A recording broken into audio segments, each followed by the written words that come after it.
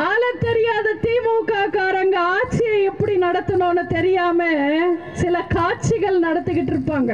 ஆனா ரம்மி ஆன ஒரே மாநாடு இந்த திமுகவோட இளைஞரணி மாநாடு. அது கின்னஸ் மாநாடு இல்ல, அது ஒரு சர்க்கஸ் மாநாடு. கருணாநிதி ரத்தம் மட்டும் முதல்வர் ஆகணும், மத்தவன் எல்லாம் முட்டாள் ஆகணுமா? அங்க என்ன நடந்ததுன்னா இந்த உடன்பிறப்புகள் மட்டன் மட்டமா இருக்கு, சிக்கன் சீக்கு பிடிச்சிருக்குன்னு தூக்கி போட்டு போயிட்டாங்க. தமிழ்நாட்டில் இன்னைக்கு யார் முதலமைச்சர்? ஸ்டாலினா இல்ல சேகர் பாபுவா? இன்னைக்கு இந்த பால் டாயில் போய் விளையாட்டுத்துறை அமைச்சர் விளையாட்டு போய் உதயநிதி நீட்ட ஒழிப்போன்னு சொல்றாரு. அதுக்கும் திமுக காரன் கை தட்டுறான். சீண்டாதீங்க நோண்டாதீங்க வீடியோ எல்லாம் இப்ப போடல.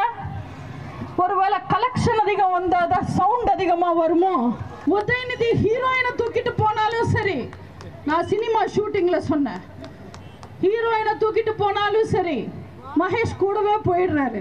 நேருவுக்கு எதிராக இந்த மகேஷ் பொய்யாமலுக்கு சோறு போட்டு வளர்க்குறாங்க. மகேஷ் பொய்யாமலி என்ன பண்றாரு? ஸ்டாலின் குடும்பத்துக்கு கூஜா தூக்கிட்டு சுத்துறாரு. மக்கள் எல்லாம் அது கலைஞர் 100 இல்ல, கலைஞர் போறன்னு நினைக்கிறாங்கன்னு அர்த்தம். இன்னைக்கு கமல்ஹாசன் இருக்கிற நிலைமைக்கு கருணாநிதி வீட்டுல கக்கூஸ் கழுவுறவன கூட புகழ்ந்துதான் பேச. டிடிஎஃப் வாசனன்னு ஒரு தம்பி பைக் ஓட்டுறாரு ஊர் ஊரா போய். அந்த தம்பி பாக்குறதுக்கு கூட 500,000 பேரன் போறாங்க. அப்பாவி மக்களை ஏமாத்துறதுக்காக கேமரா கிடைச்சப்பெல்லாம் 4 வார்த்தை தைரியமா வசனம் பேசிட்டு போயிடுவாரு உதயநிதி. உண்மையில உதயநிதிக்கு என்னங்க தெரியும்? கள்ளச்சாராயம் குடிச்சு செத்தவனுக்கு 10 லட்சம் தராங்க உங்க அப்பா வீட்டு காசா? ஏமாந்த திமுகக்கு ஓட்டு போட்டா அவங்க குடும்பத்தை தாண்டிதான் நீங்க சோத்திலேயே கை வைக்க முடியும்.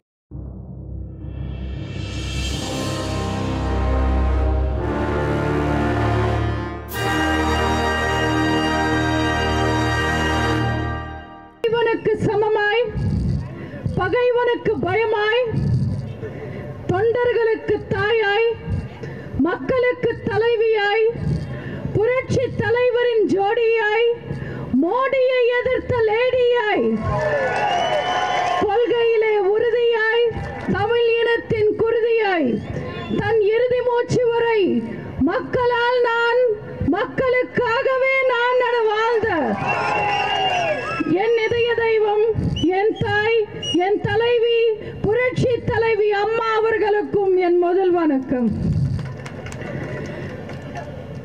புன்னகை மாறாத பொன்முகமும் எல்லாரிடமும் இன்முகமும் இப்படி பன்முகம் கொண்ட பண்பாளருக்கு விடியா திமுகவை வீழ்த்த வந்த விவசாயி மகனுக்கு இல்லாதவர்களுக்கு தலைவராய் பொல்லாதவர்களுக்கு எதிரியாய் நிற்கும் சேலம் பெற்றெடுத்த சிங்கத்துக்கு புரட்சி தமிழருக்கு புன்னகை அரசருக்கு எங்கள் பொதுச் செயலாளருக்கு என்றென்றும் எங்கள் அன்பு அண்ணன் எடப்பாடியாருக்கும் என் வணக்கங்களை தெரிவிச்சுக்கிறேன். நம்ம அண்ணன் பா. குமார் அவர்கள்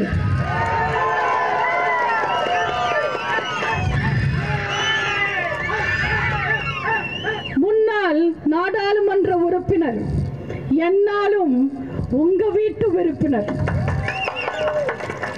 நீங்க கூப்பிட்ட குரலுக்கு ஓடி வரும் உங்க கஷ்டம் நஷ்டம் தெரிஞ்சவர்.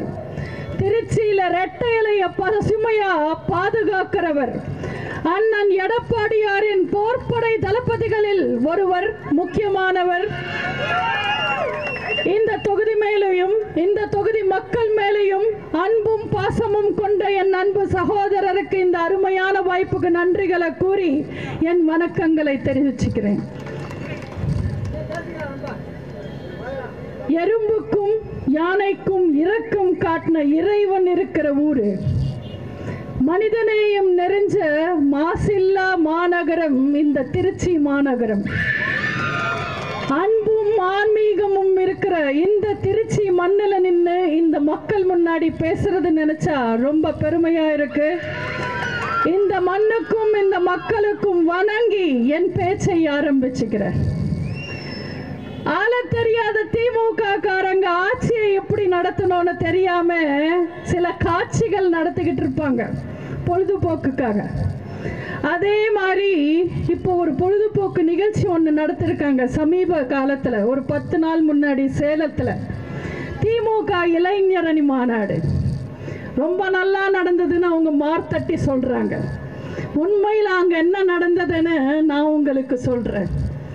நம்மெல்லாம் மாநாடுன்னா கரகாட்டம் ஆடி பார்த்துருப்போம், ஒயிலாட்டம் ஆடி பார்த்துருப்போம், ஏன் கும்மி ஆடி கூட பார்த்துருப்போம்.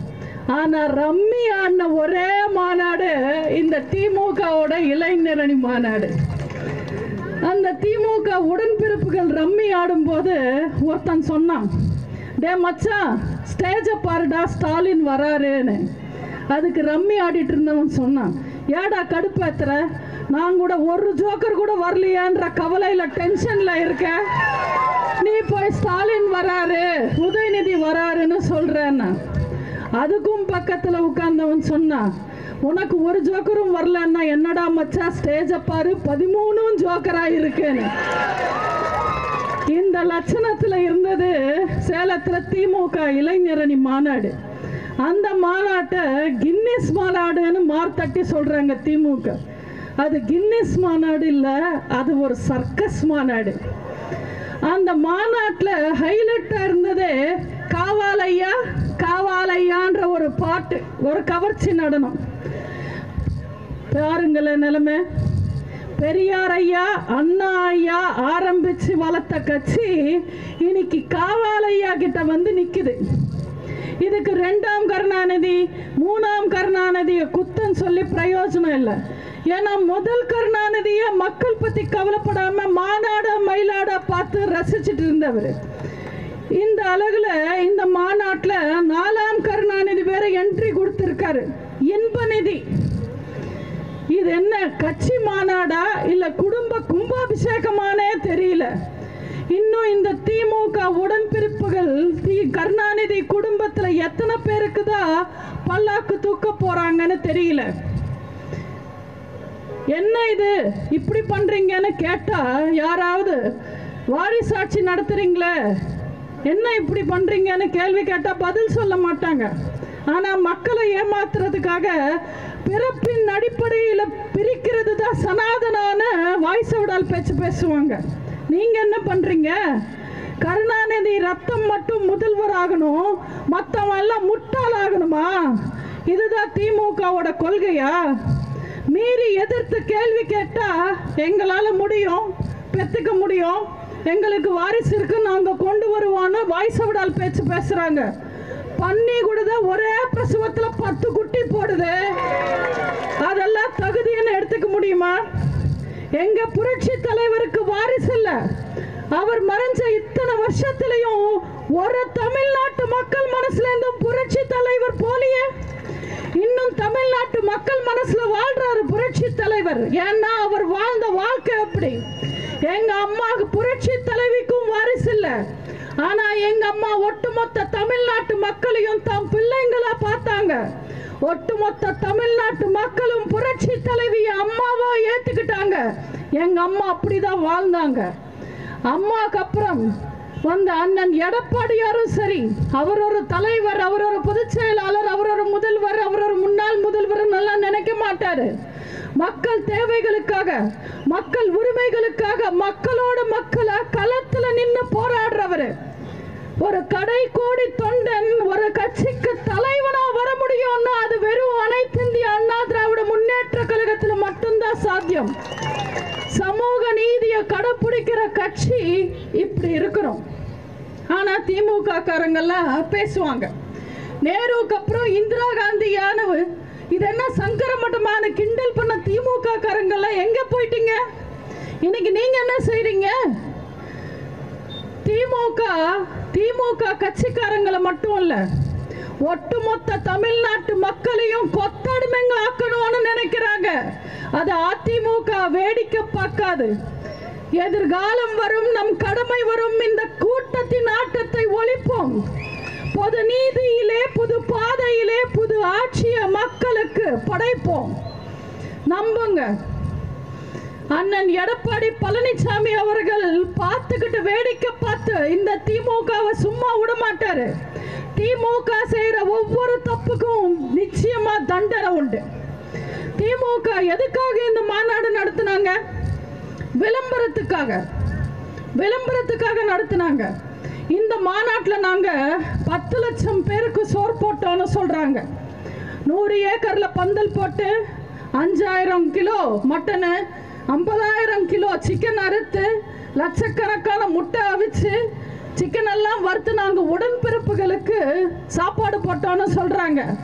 அங்க என்ன நடந்ததுன்னா, அந்த உடன்பிறப்புகள் மட்டன் மட்டமா இருக்கு, சிக்கன் சீக்கு பிடிச்சிருக்குன்னு தூக்கி போட்டு போயிட்டாங்க. நான் அந்த விஷயத்துக்கு வரல. நான் கேட்கறது, உங்ககிட்ட இத்தனை ஆளு, பணம், அம்பு, சேனை எல்லாம் இருக்குல்ல, அப்போ மிக கனமழையால பாதிக்கப்பட்ட மக்களுக்கு சென்னை, செங்கல்பட்டு, காஞ்சிபுரம், திருவள்ளூர், தூத்துக்குடி, திருநெல்வேலின்னு மிக கனையால பாதிக்கப்பட்ட மக்களுக்கு தெருக்கு 10 பேருக்கு நீங்க சாப்பாடு போட்டீங்களா? 10 பேருக்கு சாப்பாடு போட்டீங்களா? போடலையே. ஏன்? பணம் இல்லையா? இல்ல மனம் இல்லையா? கருணாநிதி குடும்பத்துக்கு உதவுற குணம் இல்லைன்னு வச்சுக்கோங்க, அவங்க கிட்ட அதை எதிர்பார்க்க முடியாது. நம்பி ஓட்டு போட்ட மக்களுக்கு, பசியில தவிக்கிற மக்களுக்கு, சோறு வேணும்னு கேட்ட மக்களுக்கு சோறு போடுறதுக்கு துப்பில்லாத வக்கில்லாத திமுக அரசாங்கம் இன்னைக்கு 10 லட்சம் பேருக்கு சோறு போட்டாங்களா? அத்தனை சேரும் காலியா இருந்தது. இருந்த 10 பேர் அங்க ரம்மி ஆடிட்டு இருந்தாங்க. அந்த 10 பேருக்கும் சோறு போடல. இவங்க 10 லட்சம் பேருக்கு எங்க சோறு போட்டாங்க? திமுக காரங்க எப்பவுமே மக்களை பத்தி கவலைப்பட மாட்டாங்க. அவங்க கவலை எல்லாம் எப்பவுமே கஜானா மேலதான் இருக்கும். இன்னைக்கு எவ்வளவு கலெக்ஷன் வந்திருக்கு, இன்னைக்கு நம்ம எவ்வளவு கமிஷன் அடிச்சிருக்கோம், இன்னைக்கு எவ்வளவு பர்சன்டேஜ் நிற்கும்னு யோசிக்கிறது மட்டும்தான் ஸ்டாலினுக்கு தெரியும். அதை தாண்டி ஸ்டாலினுக்கு எதுவுமே தெரியாது. ஏன்னா உண்மையில அவர் நடத்துறது ஒரு உண்மையான அரசாங்கத்தை இல்ல, ஒரு பொம்மையான அரசாங்கத்தை. நீங்களே யோசிச்சு பாருங்கண்ணே. கிளம்பாக்கம் பஸ் ஸ்டாண்டு சென்னையில ஒரே பிரச்சனை ஓடுது. சேகர் பாபு வந்து பேட்டி தரார். வெள்ள நிவாரணம் எல்லாருக்கும் கொடுக்கல, பிரச்சனை ஓடுது. சேகர் பாபு வந்து பேட்டி தரார். சென்னை கார்பரேஷன்ல பிரச்சனை ஓடுது. சேகர் பாபு வந்து பேட்டி தரார். ராமர் கோயில் திறக்கிற அன்னைக்கு ஒரே பிரச்சனை, சேகர் பாபு வந்து பேட்டி தரார். இப்போ எங்களுக்கு தெரிய வேண்டிய ஒரே விஷயம், தமிழ்நாட்டில் இன்னைக்கு யார் முதலமைச்சர்? ஸ்டாலினா இல்ல சேகர் பாபுவா? ஒரு துறைக்கு, அத்தனை துறைக்கும் ஒருத்தர் வந்து பதில் சொல்றாருன்னா அவர் முதல்வரா தானே இருக்க முடியும். ஆனா ஸ்டாலின் எதுக்குமே பதில் சொல்றது இல்ல, பொம்மை மாதிரி நின்னுகிட்டு இருக்காரு. எல்லாத்துக்கும் சேகர் பாபு பதில் சொல்றாரு. நம்ம அதிமுக ஆட்சி காலத்துல நம்ம அம்மாவும் சரி, அண்ணன் எடப்பாடியாரும் சரி, எந்த துறையா இருந்தாலும் கேள்வி கேட்டா டா டா டான்னு பதில் சொல்லுவாங்க. ஏன்னா நாங்க நடத்தினது மம்மி ஆட்சி, இப்ப நடக்கிறது டம்மி ஆட்சி. இந்த அழகுல அவங்க நடத்தின கவர்ச்சி மாநாட்டுல தீர்மானங்கள் போட்டாங்க. நானும் நினைச்சேன், மாநாடுன்னா மக்களுக்காக தானே தீர்மானம் போடுவாங்க, இவங்க மக்களுக்காக ஏதோ புதுசா தீர்மானங்கள் போட்டாங்கன்னு நினைச்சேன். பேப்பர்ல படிச்சு பார்த்தேன், எனக்கு எந்த தீர்மானமே புரியவே இல்லை, என்னால புரிஞ்சுக்க முடியல. நான் என் நண்பரை கேட்டேன், இவங்க போட்ட தீர்மானங்களுக்கு அர்த்தம் என்னப்பான்னு கேட்டேன். அந்த நண்பர் சொன்னார், ஒன்றும் இல்லைங்க, நான் சிம்பிளா சொல்றேன், புரிஞ்சுக்குங்கன்னு. திமுக இளைஞரணி மாநாட்டில் அவங்க போட்ட தீர்மானம் 1, மகன் அப்பாக்கு வாழ்த்து சொல்லுவது. தீர்மானம் 2, அப்பா மகனுக்கு வாழ்த்து சொல்லுவது. தீர்மானம் 3, பேர தாத்தாக்கு வாழ்த்து சொல்லுவது. தீர்மானம் 4, அப்பா தாத்தாக்கு வாழ்த்து சொல்லுவது. தீர்மானம் 5, தங்கை அண்ணாக்கு வாழ்த்து சொல்லுவது. தீர்மானம் 6, அண்ணா தங்கைக்கு வாழ்த்து சொல்லுவது. தீர்மானம் 7, அத்தை அண்ணன் மகனுக்கு வாழ்த்து சொல்லுவது. தீர்மானம் 8, அண்ணன் மகன் அத்தைக்கு வாழ்த்து சொல்லுவது. தீர்மானம் எத்தனாவதுன்னு எனக்கு மறந்து போச்சு. இன்னும் இருக்கு, தாய்மாமன் மகன் மாமாக்கு வாழ்த்து சொல்லுவது. அதான் தயாநிதி ஸ்டாலினுக்கு சொல்றாராமா. அப்புறம் மாமன் தாய்மாமன் மகனுக்கு வாழ்த்து சொல்லுவது. மாமன் மகன் அப்பாவின் தாய்மாமன் மகனுக்கு வாழ்த்து சொல்லுவது, தாய்மாமன் மகன் மாமாவின் மகனுக்கு வாழ்த்து சொல்லுவது, இப்படி அவங்க குடும்பத்துக்குள்ள அவங்களுக்குள்ள அவங்களே வாழ்த்து தெரிவிச்சுக்கிட்டு கொண்டாடின ஒரு இளைஞரணி மாநாடு தான் அந்த மாநாடு. சரி, உடன்பிறப்புகளுக்கு என்ன கிடைச்சதுன்னு கேட்டா ஒரு பிரியாணி பேக்கெட்டும் ஒரு கவர்ச்சி நடனமும். இதை தவிர அவங்களுக்கு வேற எதுவுமே கிடைக்கல. எனக்கு இந்த உடன்பிறப்புகளை என்னால் புரிஞ்சிக்கவே முடியலங்க, சத்தியமா. திமுக காரணம் புரிஞ்சிக்க முடியல. அந்த ஊபிஸ் இருக்காங்களே, ஊபிஸ் அவங்க ஒரு தனி பிறவிங்க. நீங்கள்லாம் பார்த்தீங்கன்னா 70s 80s 70 80 தமிழ்நாட்டில் நிறைய ஹிந்தி படம் ரிலீஸ் ஆகும். ஷாலே, யாதோங்கி பாரத், பாபி என்ன நிறைய ஹிந்தி படம் ரிலீஸ் ஆகும். அத்தனை படமும் ஹவுஸ்ஃபுல்லாக ஓடும். எல்லா படமும் ஹவுஸ்ஃபுல்லாகவே ஓடும். கூட்டமாக போய் பார்ப்பாங்க. ஆனால் நம்ம ஜனங்களுக்கு அந்த ஹிந்தி புரியாது. அவங்க என்ன பேசுகிறாங்க என்ன பாடுறாங்கன்னு புரியாது. ஆனால் குத்துமதிப்பா அங்கங்கே கைத்தட்டி ரசித்து பார்த்து படம் பார்த்துட்டு வந்துடுவாங்க. அதே மாதிரி தான் இந்த உடன்பிறப்புகள் நிலைமையும். அவங்களோட கொள்கை என்னன்னு தெரியாது, எதுக்கு கை தட்டுறாங்கன்னு தெரியாது. குத்துமதிப்பா ஏதோ புரிஞ்சுக்கிட்டு கை தட்டிக்கிட்டு போடுறவங்க தான் இந்த திமுக உடன்பிறப்புகள். நீங்களே யோசிச்சு பாருங்க. 5 வருஷத்துக்கு முன்னாடி செந்தில் பாலாஜி திருடன், நான் ஆட்சிக்கு வந்தா அவன் அரெஸ்ட் பண்ணிடுவேன்னு ஸ்டாலின் சொன்னாரு. திமுக காரன் கை தட்டினான். இன்னைக்கு அதே செந்தில் பாலாஜியா நல்லவர், அவர் ஜெயில போட்டாலும் கோர்ட் காரி துப்புனாலும் இலாக்கா இல்லாத அமைச்சர்னு சொல்றாங்க. அதுக்கும் திமுக காரன் கை தட்டுற. திமுக பிஜேபி கூட கூட்டணியில் இருக்கும்போது பிஜேபி ஒரு சிறந்த கட்சி, மோடி குஜராத்ல சிறந்த முதல்வர்னு சொன்னாங்க. அதுக்கு திமுக காரன் கை தட்டினான். இன்னைக்கு அதே பிஜேபிய ஒரு மதவாத கட்சி, மோடி கெட்டவர்னு சொல்றாங்க. அதுக்கும் திமுக காரன் கை தட்டுறான். நீட்ட சட்டமாக்குனதே திமுக காங்கிரஸ் கூட்டணி அரசு. அவங்க கோர்ட்ல கேஸ் ஜெயிச்சனைக்கு திமுக காரன் கை தட்டினா. இன்னைக்கு இந்த பால் டாயில் பாய் விளையாட்டுத்துறை அமைச்சர், விளையாட்டு பையன் உதயநிதி நீட்ட ஒழிப்போன்னு சொல்றாரு. அதுக்கும் திமுக காரன் கை தட்டுறான். ஜல்லிக்கட்டுக்கு தடையை கொண்டு வந்தது திமுக காங்கிரஸ் கூட்டணி அரசு. அந்த ஜல்லிக்கட்டு தமிழ்நாட்டு இளைஞர்களும் நம்ம அம்மாவோட ஆட்சியும் போராடி, இது தமிழனோட பாரம்பரியம், இது ஒரு வீர விளையாட்டுன்னு போராடி ஜல்லிக்கட்டு மறுபடியும் தமிழ்நாட்டுக்கு கொண்டு வந்தோம். இன்னைக்கு அந்த ஜல்லிக்கட்டுல வெக்கம் மானம் சூடு சொர்ணம் இல்லாம உதயநிதி போய் உட்கார்றாரு. அதை பார்த்தும் திமுக காரன் கை தட்டுறான்.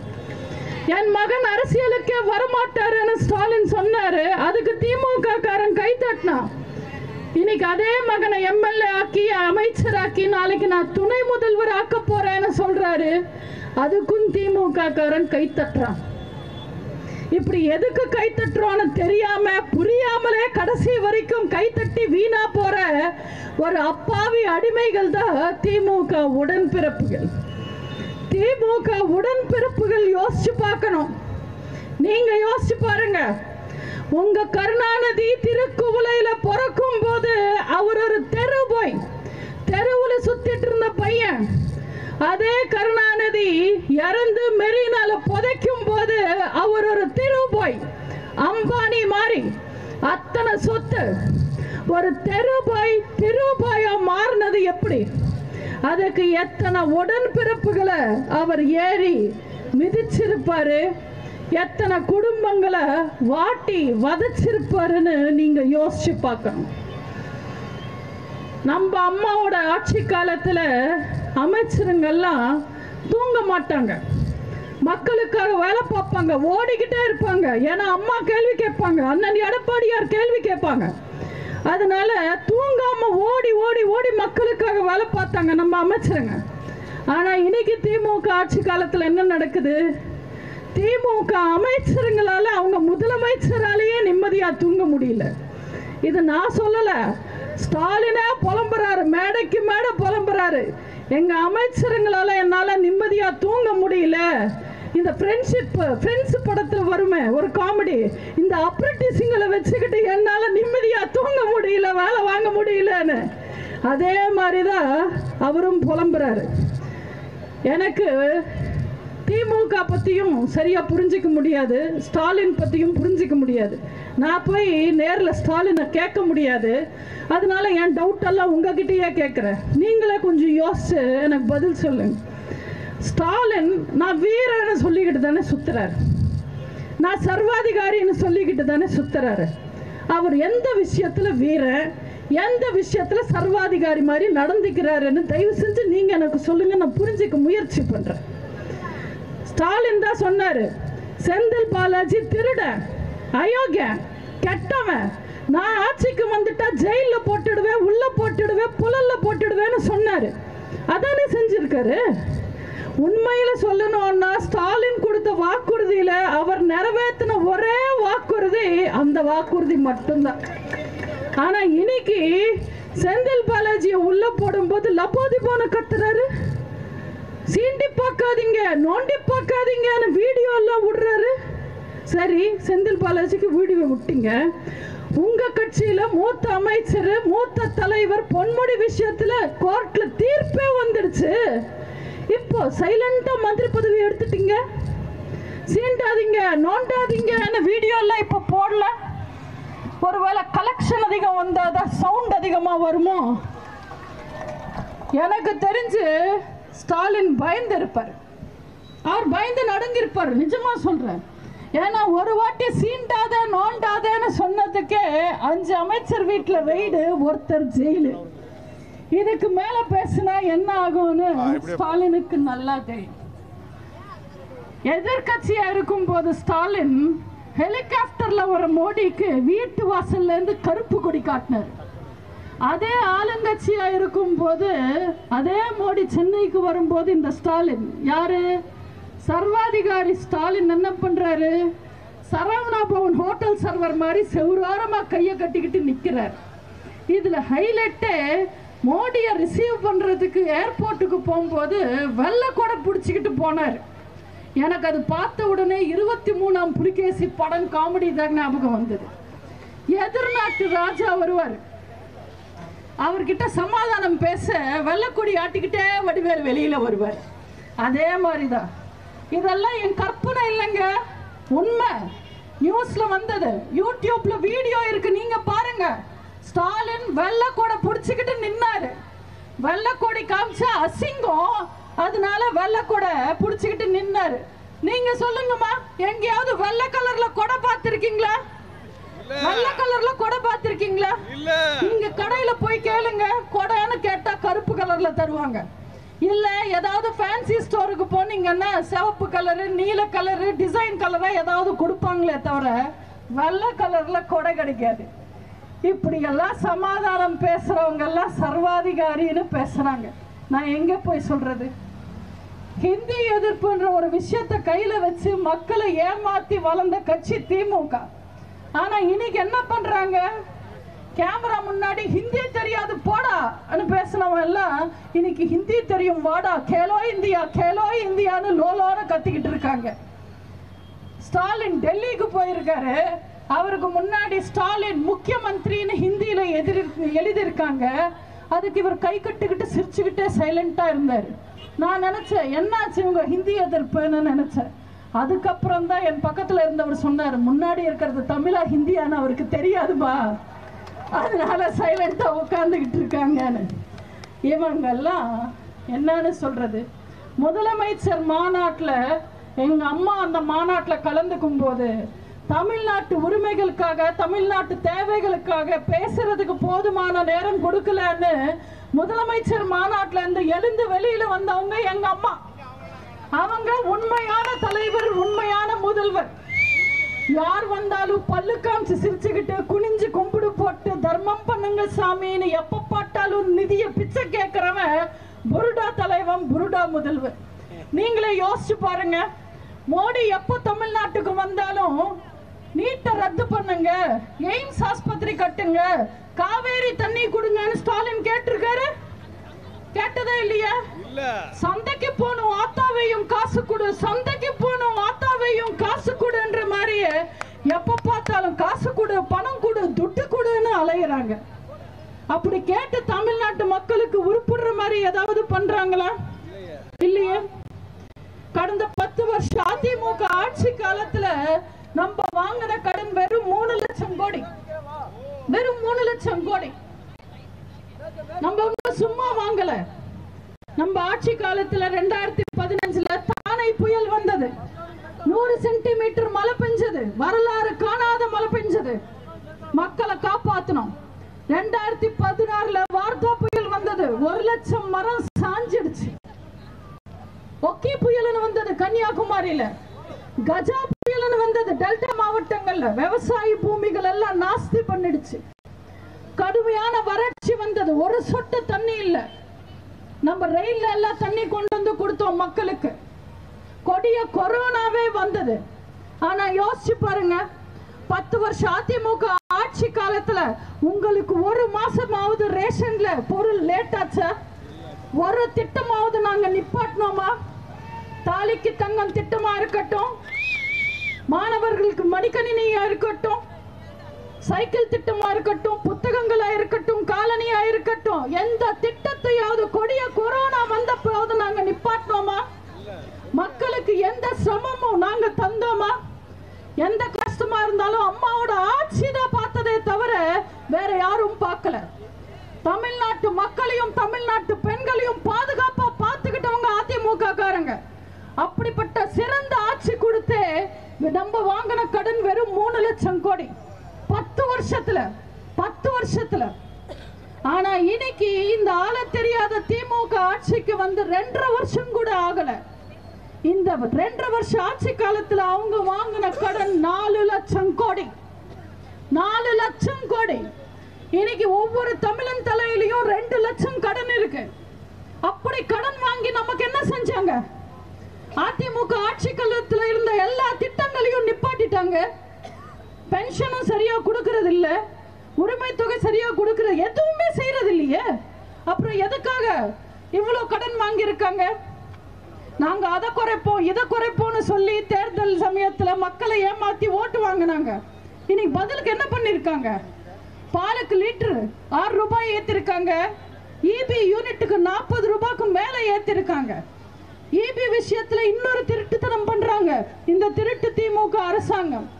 உங்க எல்லாருக்கும் தெரியும், 500 யூனிட் வரைக்கும் ஒரு ரேட்டு, 500 யூனிட் தாண்டுனா வேற ரேட்டு.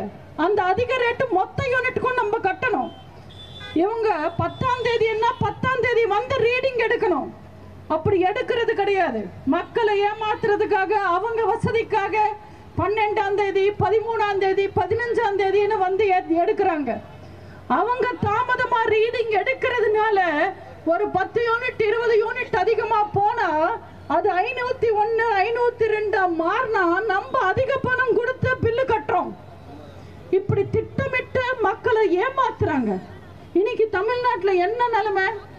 சொத்து வரி, வீட்டு வரி 100% உயர்வு, கட்டுமான பொருள் 100% உயர்வு, பேருந்து கட்டணம் 30% உயர்வு, அரிசி கிலோக்கு 10 ரூபாய் உயர்வு, பருப்பு கிலோக்கு 40 ரூபாய் உயர்வு. அதை விட கொடுமை, ஒரு விவசாயி 100 கிலோ மக்காசோளத்தை 1400 ரூபாய்க்கு விற்கிறான். அதே விவசாயி மாட்டுக்கு தீவனம் 1700 ரூபாய் கொடுத்து வாங்குறான்.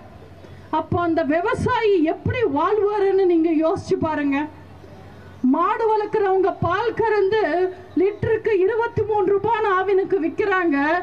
அதே மக்கள் ஒரு தண்ணி கேன் வாங்கணும்னா இன்னைக்கு 35 ரூபாய் 50 ரூபான்னு கொடுத்து வாங்குறாங்க.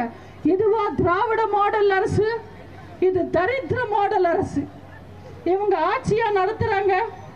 முதலமைச்சருக்கு அமைச்சர் மேல நம்பிக்கை இல்ல, அமைச்சருக்கு எம்எல்ஏக்கள் மேல நம்பிக்கை இல்ல, எம்எல்ஏக்கு கவுன்சிலர் மேல நம்பிக்கை இல்ல, அந்த கவுன்சிலருக்கு மேயர் மேல நம்பிக்கை இல்ல. திமுக மேயர் மேல நம்பிக்கை இல்ல தீர்மானம் திமுக கவுன்சிலர்ஸே கொண்டு வராங்க இன்னைக்கு திருநெல்வேலியில. இதெல்லாம் எங்க போய் சொல்ல? இந்த தொகுதியிலையும் ஒரு எம்எல்ஏ இருக்காரு, ஒரு அமைச்சர் இருக்காரு, மகேஷ் பொய்யாமொழி. அவரை பத்தி நான் என்னன்னு பேசுறது? அவர் இந்த தொகுதிக்காக வேலை பார்ப்பாருன்னு நினைச்சு ஓட்டு போட்டீங்க. ஆனா என்ன பண்றது, அவருக்கு உதயநிதி வீட்டுல வாட்ச்மேன் வேலை பார்க்கறதுக்கே நேரம் சரியா இருக்கு.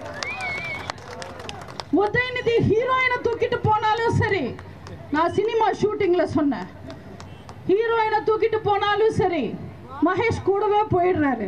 பிரச்சாரத்துல செங்கலை தூக்கிட்டு போனாலும் சரி மகேஷ் கூடவே போயிடுறாரு. உதயநிதி கூட சுத்துறதை தவிர மகேஷ் பொய்யாமொழிக்கு வேற எதுவுமே தெரியறதில்லை. அவரு பள்ளி கல்வித்துறை அமைச்சரா, அவருக்கு அவரோட துறையை ஒழுங்கா பாக்குறதுக்கே துப்பில்லை. இதுல உதயநிதி துறைக்கும் அவர் தான் பினாமியா. எனக்கு தெரிஞ்சு ஒரு அமைச்சரால +2 எக்ஸாம்ஸ் குறிப்பிட்ட தேதியில நடத்த முடியலன்னா இந்த மகேஷ் பொய்யாமொழியால மட்டும்தான் முடியும். +2 எக்ஸாம்ஸ் சொன்ன தேதியில நடத்தலங்க இந்த வருஷம். நீங்க பாத்தீங்கல்ல, நம்ம எல்லாம் ஸ்டூடெண்ட்ஸ் ஃபெயில் ஆகி, மாணவர்கள் ஃபெயில் ஆகி +2 2 வருஷம் படிச்சது பார்த்திருக்கோம். ஆனா இந்த ஆள தெரியாத திமுக அரசால +2ல மாணவர்கள் 1.5 வருஷமா படிச்சுக்கிட்டு இருக்காங்க. இந்த கொடுமை எல்லாம் எங்க போய் சொல்ல? ஆனாலும் அவரை எம்எல்ஏ ஆக்கி அமைச்சராக்கி அழகு பார்க்கறாங்க. ஏன்னா திருச்சியில திமுகக்கு அடையாளம் நேரு. திருச்சியில திமுகக்கு நேரு தான் பலம். அவர் வேற மத்தவங்க அளவுக்கு குனிஞ்சு கூஜா தூக்க மாட்டாரு, ஏதோ கொஞ்சமா தூக்கிட்டு போயிடுவாரு. நாளைக்கு எங்க ஸ்டாலின் மகனை முதல்வர் ஆக்கணும்னா அவர் இடைஞ்சலா வந்துடக்கூடாதுன்னு நேருவுக்கு எதிராக இந்த மகேஷ் பொய்யாமொழிக்கு சோறு போட்டு வளர்க்குறாங்க. மகேஷ் பொய்யாமொழி என்ன பண்றாரு? ஸ்டாலின் குடும்பத்துக்கு கூஜா தூக்கிட்டு சுத்துறாரு. நீங்க யோசிச்சு பாருங்க, திமுக யாரெல்லாம் பெரிய ஆளா இருக்காங்க? திமுக கட்சிக்காக உண்மையா உழைச்சவ என்னைக்குமே திமுக பெரிய ஆளா வர முடியாது. அவன் எப்பவுமே அடிமட்டத்துல தான் இருப்பான். அவங்களுக்கு டிரைவர் வேலை பார்த்த டிஆர் பாலு அமைச்சர், அவர் டெல்லியில இருப்பாரு, லட்சக்கணக்கு கோடி கணக்கில் சம்பாதிப்பார். அவங்க வீட்டில் இபி வேலை பார்த்த ஜெகத் ரட்சகன் நல்ல அமைச்சர், எம்பி, அவங்கெல்லாம் 1000 கோடி சொத்து சேர்ப்பாங்க. அதே மாதிரி அவங்க வீட்டில் எடுபடி வேலை பார்த்த மகேஷ் பொய்யாமொழி எல்லாம் இன்னைக்கு எம்எல்ஏ, அமைச்சர். திமுக நீங்க பெரிய ஆளா வரணும்னா அவங்க குடும்பத்துல பிறந்திருக்கணும், இல்ல அந்த குடும்பத்துக்கு எடுபடி வேலை பார்க்கணும். அப்பதான் திமுக பெரிய ஆளா வர முடியும். இந்த திமுக ஆட்சி காலத்துல பாத்தீங்கன்னா பெருசா எந்த திட்டங்களும் வரல. சொல்லிக்கிற மாதிரி ஒரு திட்டம் வந்திருக்கா திமுக ஆட்சி காலத்துல? எனக்கு தெரியலன்னா நீங்க சொல்லுங்க, நான் தெரிஞ்சுக்கிறேன். ஒரு திட்டம் வந்திருக்கா? ஒரு மக்களுக்காக ஒரு திட்டம் வந்திருக்கா? அதிமுக ஆட்சி காலத்துல எத்தனையோ திட்டங்கள் கொண்டு வந்தோம். மக்களுக்காக நம்ம ஸ்கூல்ஸ் ஏற்படுத்தணும், ரோட்டு போட்டோம், பாலங்கள் கட்டணும், எத்தனையோ விஷயங்கள் செஞ்சிருக்கோம். அதுல சில திட்டங்கள் முடிகிற நேரத்துல ஆட்சி மாறி திமுக ஆட்சிக்கு வந்துடுச்சு. அப்படி நின்று போன சில திட்டங்களுக்கு திறப்பு விழா மட்டும் நடத்திட்டு திமுக எல்லா போர்ட்லயும் அவங்க அப்பா கருணாநிதி பேர் போட்டுக்கிட்டாங்க. நான் அந்த திமுக காரங்களுக்கு ஒரே ஒரு விஷயம் சொல்ல விரும்புறேன். அத்தனை போர்ட்லயும் பேர் இருக்கிறதெல்லாம் பெரிய விஷயம் கிடையாது. போர்டு மக்கி போகும், துரு பிடிக்கும், கீழே விழும். எங்க அம்மா புரட்சி தலைவி மாதிரி, எங்க பொன்மன செம்மல் புரட்சி தலைவர் மாதிரி மக்கள் மனசுல இடம் பிடிக்கணும். அது காலத்துக்கும் அழியாது. அம்மா உணவகம் இன்னைக்கு திமுக காரங்க உடைக்கலாம், மூடிடலாம். ஆனா ஏழை மக்களின் பசி தீர்த்தவங்க அம்மான்ற உண்மையை யாரால மறைக்க முடியும்? அது வரலாறு. மக்களால் நான், மக்களுக்காகவே நான் வாழ்ந்தவங்க அம்மா. மக்களுக்கு நல்லாட்சி கொடுக்கணும்ன்றதுக்காக இயக்கம் ஆரம்பிச்சவர் மக்கள் திலகம் புரட்சி தலைவர். அப்படிப்பட்ட சாதனையாளர்களுக்கு, வரலாறு இருக்கிறவங்களுக்கு பாராட்டு விழா நடத்தணும். ஆனா தமிழ்நாட்டுக்கும் தமிழக மக்களுக்கும் சோதனைகள் மட்டுமே கொடுத்த கருணாநிதிக்கெல்லாம் பாராட்டு விழா நடத்தினாங்க. கலைஞர் 100 சென்னையில ஒரு நிகழ்ச்சி நடத்தினாங்க.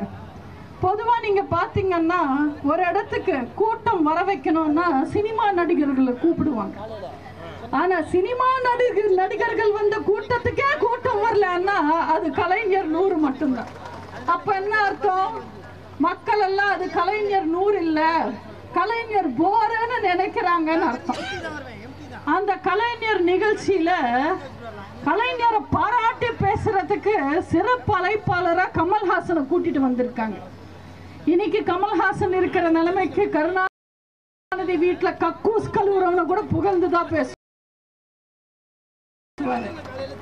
அவர் கருணாநிதியை புகழ்ந்து பேச மாட்டாரா? அந்த நிகழ்ச்சிக்கு கமல்ஹாசன் போட்டிருந்த ட்ரெஸ் தாங்க ஹைலைட். கருப்பு கலர் பட்டுப்பாவாடல லுங்கி தச்ச மாதிரி வித்தியாசமா ஒரு காஸ்டியூம் போட்டுட்டு வந்தார். நானும் யோசிச்சேன், என்னடா பாராட்டு விழாக்கு போய் இவர் கருப்பு கலர் பாவாடா போட்டுக்கிட்டு வந்திருக்காரு. வெக்கம் இல்லாம வந்து இன்னைக்கு கருணாநிதியை பாராட்டுறாரு கமல்ஹாசன். அவர் எதுக்காக டார்ச் லைட்டை வீசி போட்டு டிவி எல்லாம் உடச்சி கட்சி ஆரம்பிச்சாருன்னு எனக்கு இன்னைக்கும் புரியல. எனக்கு அன்னைக்கு அந்த பக்கமா போற ஒரு வேலை இருந்தது. எங்க நம்ம டிராபிக்ல மாட்டிக்கிட்டு கஷ்டப்படுவோமோன்னு பயந்துகிட்டே போனேன். அங்க போனா நிகழ்ச்சி நடக்கிற இடத்துக்கு முன்னாடி ஒரு 4-5 செக்யூரிட்டி துப்பு துப்புன்னு விசில் போட்டுக்கிட்டே உள்ள வந்து இந்த ஹைவேஸ்ல கூப்பிடுவாங்க பாருங்க, விசில் போட்டு உள்ள வாங்க சாப்பிட்டு போங்க, உள்ள வாங்க சாப்பிட்டு போங்கன்ற மாதிரியே கூப்பிடுறாங்க. அவங்க என்ன பார்த்ததோ, இந்த அம்மாவா, இந்த அம்மா கருணாநிதி உயிரோட இருக்கும் போது கிளி கிளின்னு கிளிக்கும், செத்ததுக்கு அப்புறம் சிறப்பாவா பேசும்னு எனக்கு என் வண்டி விட்டுட்டாங்க. நீங்க எல்லாம் பாத்தீங்கன்னா டிடிஎஃப் வாசனன்னு ஒரு தம்பி பைக் ஓட்டுறாரு ஊர் ஊரா போய். அந்த தம்பி பாக்குறதுக்கு கூட 500-1000 பேருன்னு போறாங்க. சன்னில என் கடை துறக்க வந்திருக்காங்கன்னு அங்க 1 லட்சம் பேர் வந்திருக்காங்க. ஆனா இந்த கலைஞர் நிகழ்ச்சிக்கு ஃப்ரீயா வாயான்னு கூப்பிட்டா கூட எங்களுக்கு வேணா போய், எங்களுக்கு வேணா போயான மக்கள் எல்லாம் போயிட்டாங்க. இந்த அழகுல நடந்தது அந்த கலைஞர் 100. அதே மாதிரி இன்னொரு நிகழ்ச்சி ஒண்ணு நடந்தது. அந்த நிகழ்ச்சியில ஸ்டாலின் வைரமுத்துவை பார்த்து கனத்த இதயத்தோட கேட்டாரு, எங்க அப்பா பத்தி நீங்க ஒரு கவிதை எழுதணும், எங்க அப்பா பத்தி நீங்க நல்ல கவிதை எழுதி ஒரு புத்தகம் வெளியிடுங்க.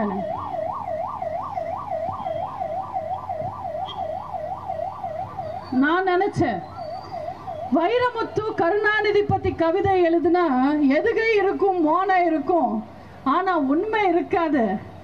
நம்மளே எல்லா உண்மைகளும் சொல்லி ஒரு கவிதை எழுதலான்னு நினைச்சேன். நமக்கு தெரிஞ்சது, ஊர் அறிஞ்சது, நம்மளே ஒரு கவிதை எழுதலான்னு நினைச்ச, எழுதிட்டேன். கரெக்டா இருக்கான்னு பார்த்து சொல்லுங்க. அஞ்சுகம் பெற்றெடுத்த வஞ்சகமே, திருக்குவளை பேரக்கெடுத்த தில்லுமுள்ளு தலைவரே, திருட்டறையில் ஏறி வந்த உருட்டு கலைஞரே, குறுக்கு வழியில் பதவி பெற்ற திருட்டு முதல்வரே, விஞ்ஞான ஊழலில் கில்லி நீங்கள் ஒருவரே, கச்சதீவ தாரை வாத்தவரே, காவேரி அடமானம் வைத்தவரே, ஈழத்தமிழன் ரத்தம் குடித்து இனமானம் வித்து வருமானம் பார்த்தவரே, மனைவி இருக்க இணைவியை இணைத்து கொண்டவரே, சிபிஐ ரெய்டு விட்டதும் காங்கிரஸ் அணைத்து கொண்டவரே, கட்சிய களவாடி குடும்பத்திடம் ஒப்படைத்த கருப்பு கண்ணாடியே, அத்தனை திருடர்களுக்கும் நீதான் முன்னோடியே, ஆமை போல் அதிக நாள் வாழ்ந்த கருணாநிதியே, கட்டுமரமே, எங்க அம்மாவை கண்டதும் வரும் ஜுவரமே, கடைசி தேர்தல் நடிகரே, கலெக்ஷன் தலைவரே, மஞ்சள் துண்டு போட்டவரே, மக்கள் பணம் சுருட்டினவரே, ஆள தெரியாதவரின் தந்தையே, பால் டாயில் பாயின் தாத்தாவே, போதும் போதும் நீங்கள் பீச்சிலே படுத்து ஓய்வெடுங்கள், உங்கள் மகன் ஸ்டாலின் திமுகவை பேச்சிலேயே கெடுத்து ஓய்வெடுப்பார். தரித்திரம் பிடித்த திமுகவின் நரித்தனம் மிகுந்த கருணாநிதியின் சரித்திரம் இதுவே. கரெக்டா இருக்கா? எல்லாம் உண்மைதானே? இது உண்மைதானே? நான் உண்மைகளை சொல்லி வரலாறு சொல்லி இருக்கேன். கரெக்டா இருக்குல்ல? இவங்க எல்லாம் யார்கிட்ட ஏமாத்துறாங்க, யார்கிட்ட பேசுறாங்க? அப்பாவி மக்களை ஏமாத்துறதுக்காக கேமரா கிடைச்சப்பெல்லாம் 4 வார்த்தை தைரியமா வசனம் பேசிட்டு போயிடுவாரு உதயநிதி. உண்மையில உதயநிதிக்கு என்னங்க தெரியும்? என்ன தெரியும்? ஈரோடு இடைத்தேர்தலுக்கு எய்ம்ஸ் செங்கலை தூக்கிட்டு வந்தாரு. மதுரை எய்ம்ஸ் என்னாச்சுன்னு. ஈரோடுக்கும் மதுரை எய்ம்ஸ்க்கும் என்னங்க சம்பந்தம்? ஈரோடு மக்களுக்கே புரியல. நம்ம எல்லாம் வீட்டை விட்டு கிளம்பும் போது செல்போனை தூக்கிட்டு போவோம். இந்த உதயநிதி எங்க போனாலும் செங்கலை தூக்கிட்டு வந்துடுறாரு. என்ன பேசணும்னு தெரியாம கொடுத்த வாக்குறுதி எதுவுமே நிறைவேற்றலையே. மக்கள் கேள்வி கேட்கறதுக்கு முன்னாடி நம்ம கேள்வி கேட்போம். செங்கலை தூக்கிட்டு வந்துட்டு எய்ம்ஸ் என்னாச்சு, எய்ம்ஸ் என்னாச்சுன்னு கேட்கிறாரு. இந்த பக்கமா வந்தாருன்னா இந்த மகேஷ் அந்த பால்டால் பாய் உதயநிதியை கூட்டிட்டு வந்தாருன்னா எய்ம்ஸ் தூக்கிட்டு வந்து எய்ம்ஸ் என்னாச்சுன்னு செங்கலை தூக்கிட்டு வந்தா அவரை கேள்வி கேட்கறதுக்கு வைக்காதீங்க, நீங்க பதிலுக்கு கேள்வி கேளுங்க. உங்களுக்கு நான் சொல்றேன், நீங்க எல்லாம் கேளுங்கம்மா. உதயநிதி உதயநிதி என்னாச்சு உரிமை நிதி, உதயநிதி உதயநிதி என்னாச்சு நிவாரண நிதி, உதயநிதி உதயநிதி என்னாச்சு பென்ஷன் நிதி, உதயநிதி உதயநிதி என்னாச்சு நீட் கதி, உதயநிதி உதயநிதி என்னாச்சு காவிரி நதி, உதயநிதி உதயநிதி என்னாச்சு 2G சதின்னு கேளுங்க. நரக்குன்னு நீங்க ஒரு 4 கேள்வி கேட்டாதானே இவங்கெல்லாம் நாளைக்கு துணை முதல்வரா யோசிச்சு பாருங்க. நம்ம தலையெழுத்து. உதறிக்கிட்டே இருக்கிறவர் முதல்வர், உளறிக்கிட்டே இருக்கிறவர் துணை முதல்வரா வழங்கிடும் தமிழ்நாடு. இப்பெல்லாம் ஸ்டாலின் எங்க போனாலும் பிக் பாஸ் ஆங்கர் கமல்ஹாசன் மாதிரி கையை கட்டியா பிடிச்சிக்கிட்டு நிக்கிறாரு. நான் கூட புது ஸ்டைல் போல இருக்கு, ஏதோ ஸ்டைலா நிக்கிறாருன்னு நினைச்சேன். அப்புறம் சொன்னாங்க அவருக்கே தெரியாம அவர் கை ஆடிக்கிட்டே வந்து மைக்க தட்டி விடுது, அதனால கட்டியா பிடிச்சிக்கிறாருன்னு. நீங்க எல்லாம் நினைக்கலாம், என்னடா ஒருத்தர் உடம்பு முடியலன்னா இந்த பொண்ணு இப்படி எல்லாம் பேசுதேன்னு நினைக்கலாம். அவங்களுக்கு நான் பதில் சொல்றேன். எங்க புரட்சி தலைவருக்கு குண்டடிப்பட்டு சரியா பேச முடியல, பேச்சு வரல. அப்போ என்னெல்லாம் கிண்டல் பண்ணாங்க திமுக காரங்க. எங்க அம்மா புரட்சி தலைவி முடியாம ஹாஸ்பிட்டல்ல இருக்கும் போது என்னெல்லாம் கிண்டல் பண்ணாங்க திமுக காரங்க. இப்போ எங்க முறை, என்ன பொறுத்த வரைக்கும் மரியாதைன்றது கொடுத்தாதான் திருப்பி கிடைக்கும். மரியாதை என்னன்னு தெரியாத திமுக காரனுக்கு என்னைக்குமே மரியாதை கிடையாது. உதயநிதி இப்பெல்லாம் பெரிய தைரியசாலி வீரன்னு காமிக்கணும்ன்றதுக்காக கேமராவை பார்த்த உடனே நாங்க மத்திய அரசாங்கத்தை நிதி கேட்டோம், அவங்க கொடுக்கல. காசு கேட்டா கொடுக்க வேண்டியது தானே, ஏன் கொடுக்க மாட்டேன்றாங்க? அது என்ன அவங்க அப்பா வீட்டு காசான்னு கேட்கிறாரு. அந்த உதயநிதியை நான் கேட்கிறேன், மக்கள் வரி பணமா கட்டுறாங்க, மக்கள் 1 ரூபாய் வரியா கட்டினாங்கன்னா அது 50 பைசா சென்ட்ரல் கவர்மெண்ட்டுக்கு போகுது, 50 பைசா ஸ்டேட் கவர்மெண்ட்டுக்கு வருது. அப்போ அந்த வரி பணம் எல்லாம் வச்சுக்கிட்டு மக்களுக்கு நல்லது பண்ண வேண்டியது தானே, மக்களுக்காக திட்டங்கள் தீட்ட வேண்டியது தானே. ஆனா எதுவும் செய்யறது இல்லையே. மொத்த பணத்தையும் நீங்க கஜானால வச்சுக்கிட்டு இருக்கீங்க. அது என்ன உங்க அப்பம் வீட்டு காசா? வெள்ள நிவாரணம் எல்லா ரேஷன் கார்டுக்கும் தரோன்னு சொல்லிட்டு இப்போ எல்லாருக்கும் கொடுக்கறது இல்ல. சக்கரை கார்டுக்கு தரமாட்டோம், நீங்க வருமான வரி கட்டினா தரமாட்டோம்னு சொல்லி மக்களை ஏமாத்துறாங்க. மொத்த பேருக்கும் நிவாரணம் கொடுக்க வேண்டியது தானே, உங்க அப்பா வீட்டு காசா? தேர்தல் சமயத்துல எல்லா பெண்களுக்கும் 1000 ரூபாய் தரேன்னு சொல்லிட்டு தேர்தல் முடிஞ்ச உடனே தகுதியானவங்களுக்கு மட்டுமே தருவோம்னு சொல்லி பாதி பெண்களை ஏமாத்துறாங்க. எல்லா பெண்களுக்கும் கொடுக்க வேண்டியது தானே, உங்க அப்பா வீட்டு காசா? வெள்ளத்துல சேதமடைஞ்ச ஸ்கூலுக்கெல்லாம் சேர்த்து 2 கோடி நிவாரணம் அறிவிச்சுட்டு ஃபார்முலா ரேஸுக்கு மட்டும் 40 கோடி அறிவிக்கிறாங்க. உங்க அப்பா வீட்டு காசா? ராணுவத்துல செத்தவனுக்கு வெறும் 3 லட்சம், கள்ளச்சாராயம் குடிச்சு செத்தவனுக்கு 10 லட்சம் தராங்க. உங்க அப்பா வீட்டு காசா? நீட்ட ஒழிப்போன்னு ஒரே கையெழுத்துல நீட்ட ஒழிப்போன்னு சொன்னாரு பால்டால் பாய். இன்னைக்கு ஒழிக்க முடியாம மக்களை ஏமாத்துறதுக்காக நான் 50 லட்சம் கையெழுத்து வாங்குறேன்னு ஊரா கிளம்பி போயிருக்காரு. அரசாங்க பணத்தை செலவு பண்றாரு. எப்படி பண்றாரு? உங்க அப்பா வீட்டு காசா? இன்னைக்கு மக்களை கஷ்டப்படுத்துற மாதிரி வரியெல்லாம் ஏத்திட்டீங்க, விலையெல்லாம் ஏத்திட்டீங்க, ஈபில இருந்து பால் வரைக்கும் எல்லாம் ஏத்திட்டீங்க. பெட்ரோல் வேற குறைக்க நீங்க இன்னைக்கு மளிகை பொருள்கிட்ட எல்லாமே ஏறிடுச்சு. உங்க அப்பா வீட்டு காசா? நாங்க எந்த பால் குடிக்கணும் எந்த பால் குடிக்க கூடாதுன்னு முடிவு பண்றதுக்கு நீங்க யாரு? நீங்க யாரு? உங்க அப்பா வீட்டு காசா? இப்படி 4 கேள்வி நாக்க புடுங்கிக்கிற மாதிரி நீங்க கேட்கணும். இந்த ஊடகங்கள் கேட்கணும். ஊடகங்கள் மாறணும், உண்மையை ஊருக்கு சொல்லணும். ஊடகங்கள் மட்டும் இந்த திமுகவோட அவலங்களை உண்மையா எடுத்து ஊருக்கு காட்டினானிக்கு அந்த நிமிஷமே இந்த திமுக கதை முடிஞ்சிடும். நீங்கெல்லாம் யோசிச்சு பாருங்க, கொஞ்சம் யோசிச்சு பாருங்க. கடந்த 10 வருஷம் அதிமுக ஆட்சி காலத்துல, அதுல குறிப்பா 4 வருஷம் அண்ணன் எடப்பாடியார் ஆட்சி காலத்துல என்ன தப்பு செஞ்சோம்? நம்ம என்ன தப்பு செஞ்சோம்? நாங்க உங்க வீட்டு வாசலுக்கு அதிமுக ஆட்சி காலத்துல கவுன்சிலர் வந்து நின்னு மிரட்டினாங்களா? கோர்ட் வாசல்ல கொலை விழுந்ததா? தமிழ்நாட்டு பெண்களுக்கு பாதுகாப்பு இல்லாம போச்சா? தமிழ்நாட்டில் மத சண்டை, ஜாதி சண்டை, இன சண்டை, மொழி சண்டைன்னு வந்ததா? அம்மா வழியில தானே நாங்க ஆட்சியை நடத்தணும். தமிழ்நாட்டை அமைதி பூங்காவா தானே வச்சிருந்தோம். அதிமுக ஆரம்பிச்ச 52 வருஷத்துல 30 வருஷத்துக்கு மேல ஆளுங்கட்சியா இருந்தது. மக்களுக்கு பிடிச்ச கட்சியா இருந்தது. மக்களால் நான், மக்களுக்காகவே நான் வாழ்ந்தாங்க அம்மா.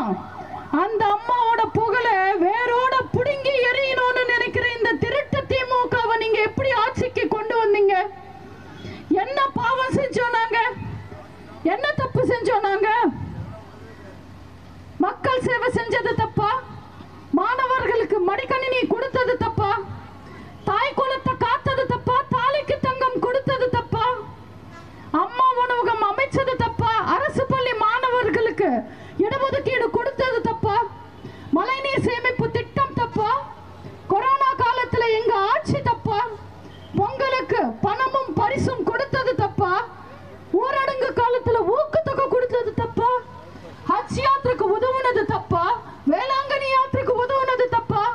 ஜெருசலேம் யாத்திரைக்கு உதவுனது தப்பா? சந்தன கூட்டுக்கு உதவுனது தப்பா? இல்ல அத்தனை கோவில்லையும் அன்னதான திட்டம் கொண்டு வந்தது தப்பா? அத்தனை மக்களையும் சமமா பார்த்தது தப்பா? எது தப்பு? என்ன தப்பு? எங்க தப்பு? என்ன தப்பு செஞ்சோம் நாங்க? யோசிச்சு பாருங்க. தப்பு செஞ்சது நாங்க இல்ல, தப்பு செஞ்சது நீங்க. போலி விளம்பரங்களையும் பொய்யான வாக்குறுதிகளையும் நம்பி ஏமாந்துட்டீங்க நீங்க. எப்ப தேர்தல் வந்தாலும் ரெட்டாளுக்கு ஓட்டு போடுங்க, அம்மாக்கு ஓட்டு போடுங்க, அண்ணன் எடப்பாடியாருக்கு ஓட்டு போடுங்க, அதிமுகவுக்கு ஓட்டு போடுங்க. நீங்க இழந்த நிம்மதிய, நீங்க இழந்த சந்தோஷத்தை, நீங்க இழந்த உரிமைகளை நாங்க உங்களுக்கு மீட்டு தருவோம். ஒரு எம்பியோ 9 எம்பியோ 4 எம்பியோ 40 எம்பியோ ஒவ்வொரு அதிமுக எம்பியும் டெல்லியில உங்களுக்கு காவல் தெய்வமா இருந்து வேலை பார்ப்பாங்க. உங்களை தொடணும்னா டெல்லியில இருந்து அதிமுக எம்பியை தாண்டி தான் தொடணும். ஆனா மறுபடியும் ஏமாந்த திமுகக்கு ஓட்டு போட்டா அவங்க குடும்பத்தை தாண்டி தான் நீங்க சோத்திலேயே கை வைக்க முடியும். தயவு செஞ்சு அந்த திருட்டு திமுகவை நம்பாதீங்க. அம்மாவை நம்புங்க, அண்ணன் எடப்பாடியார நம்புங்க, அதிமுகவை நம்புங்க. நீங்க நல்லா இருப்பீங்க, உங்க ஊர் நல்லா இருக்கும், உங்க வீடு நல்லா இருக்கும். அண்ணன் எடப்பாடியாரோட தலைமையில இன்னைக்கு அதிமுகவோட எழுச்சியும் வளர்ச்சியும் பார்த்து பயந்து போயிருக்காங்க ஸ்டாலினும் திமுகவும். நம்புங்கள் தொண்டர்களே, நாளை நமதே, 40ம் நமதே. மீண்டு வருவோம் தமிழக மக்களை, மீண்டு வருவோம். நம்புங்கள், கழகம் நமதே, கடமை நமதே, நாளை நமதே, எந்த நாளும் நமதே. வாய்ப்புக்கு நன்றி கூறி விடைபெறுகிறேன். நன்றி, வணக்கம். இந்த வீடியோ உங்களுக்கு பிடிச்சிருந்தா ப்ளீஸ் லைக் அண்ட் ஷேர் பண்ணுங்க. மறக்காம எங்க சேனலை சப்ஸ்கிரைபும் பண்ணுங்க.